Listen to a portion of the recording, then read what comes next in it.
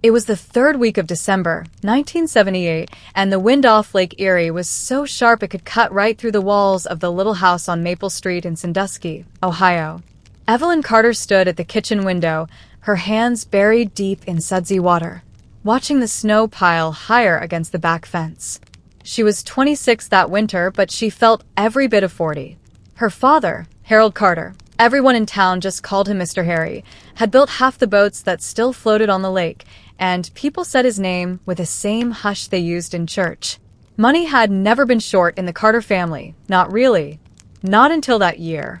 Evelyn dried her hands on the faded dish towel and turned to the table where her daughter, Abigail, sat coloring a picture of Santa Claus with 3 broken crayons. Abby was 6, all elbows and knees and eyes too big for her face. She had asked for only one thing that Christmas, a real chatty Cathy doll, the kind that pulled a string and talked right back to you. Every commercial on their little black and white television made Abby's face light up like the strings of lights on the neighbors' porches. Evelyn's heart cracked a little more each time, because there was no money left for chatty Cathy. Not this year. Mr. Harry had always been generous to a fault. When Evelyn married Tommy Brennan straight out of high school, her father gave them the down payment on the house on Maple Street and told Tommy, "Take care of my girl."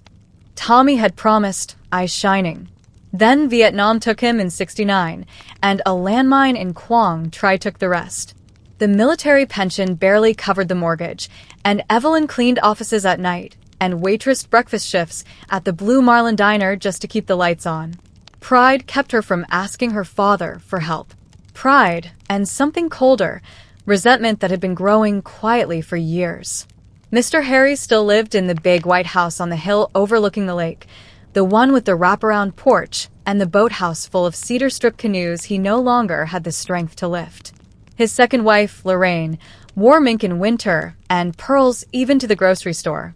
They threw lavish parties where champagne flowed and the Christmas tree touched the 12-foot ceiling. Evelyn and Abby were invited every year, of course. They were family, but Evelyn always found an excuse. She told herself it was because Abby caught colds easily. The truth was harder to swallow. She couldn't bear watching Lorraine hand out $100 bills to the grandchildren she actually claimed, while Abby opened yet another sweater 2 sizes too big. That December, though, Abby's longing for the doll had worn Evelyn down. One night after her shift, she drove up the long, curving driveway to the big house. The porch lights glowed gold against the snow. She left the car running so Abby wouldn't wake, and she knocked with a mitten still on her hand. Lorraine answered, surprised but polite. "Evelyn, dear, come in out of the cold." "I can't stay," Evelyn said, voice small. Abby wants this doll. Chatty Cathy. They're $29.95 at Sears, and I'm short. I hate asking, but if Daddy could. Lorraine's smile tightened. Harry's asleep, and you know how his heart's been. The doctor said no excitement. She lowered her voice. Between us, money's a little tight this year. Investments, you understand. I'm sure you can manage.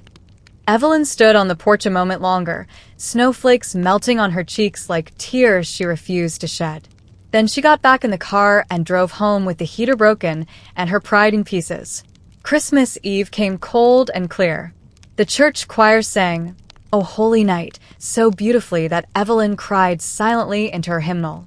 Abby clutched the rag doll Evelyn had sewn from an old flour sack and whispered, "It's okay, Mama."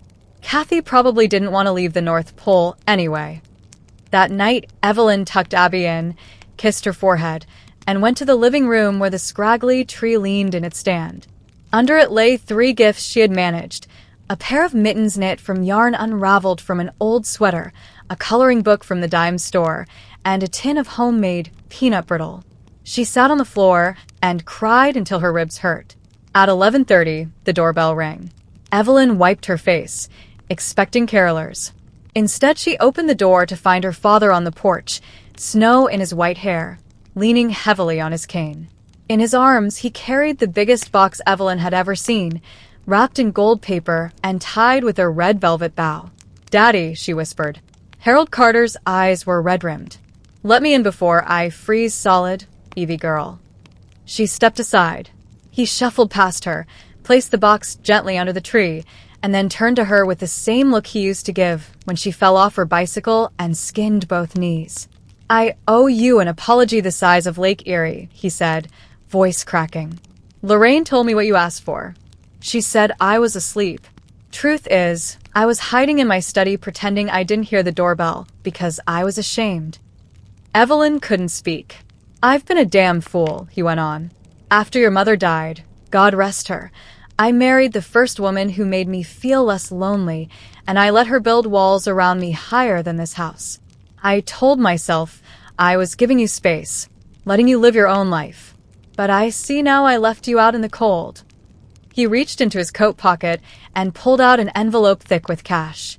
"This should more than cover the doll, and the oil bill, and whatever else you need until spring." Evelyn shook her head.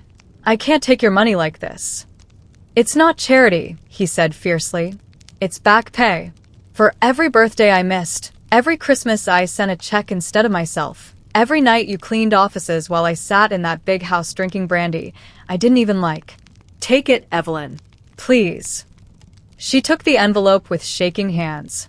Harold eased himself down onto the sofa, wincing. "There's something else." He nodded toward the golden box. "Open it." Inside was not one chatty Kathy, but two, one with blonde hair and one with brunette, both still in their boxes, dressed in little red velvet coats for Christmas. And beneath them, wrapped in tissue, was the porcelain-faced doll Evelyn herself had begged for in 1959, the one her mother had said was too expensive. Its blue eyes stared up at her, unchanged after 20 years. "I kept her," Harold said quietly. "Put her in the attic the year your mama died, because I couldn't bear to look at her. Thought maybe one day I'd have the courage to give her to my granddaughter. Seems that day is tonight." Evelyn knelt on the carpet, cradling the doll like it was made of glass. How did you know Abby wanted chatty Kathy?" "Because I finally started listening," he said. "Old Mrs. Henderson at the diner told me. Said my granddaughter talked about it every morning when you brought her in before school. Said you looked like you hadn't slept in a month. I drove straight to Toledo and bought out the entire shelf." Abby's bedroom door creaked open then. She stood in the hallway in her nightgown, rubbing her eyes. "Mama? Who's here?" Harold opened his arms. "Come here, little one." Abby hesitated only a second before running to him. He lifted her onto his lap as easily as he used to lift Evelyn when she was small. "I'm your grandpa," he said. "And I've been away far too long." Abby studied his face solemnly, then reached out and touched the white bristles on his cheek. "You smell like pipe smoke and Christmas trees." Harold laughed until he cried. They opened the dolls together. Abby pulled the string on the blonde one and gasped when it said, "I love you," in its cheerful mechanical voice. She hugged her grandfather so hard he had to steady himself against the sofa.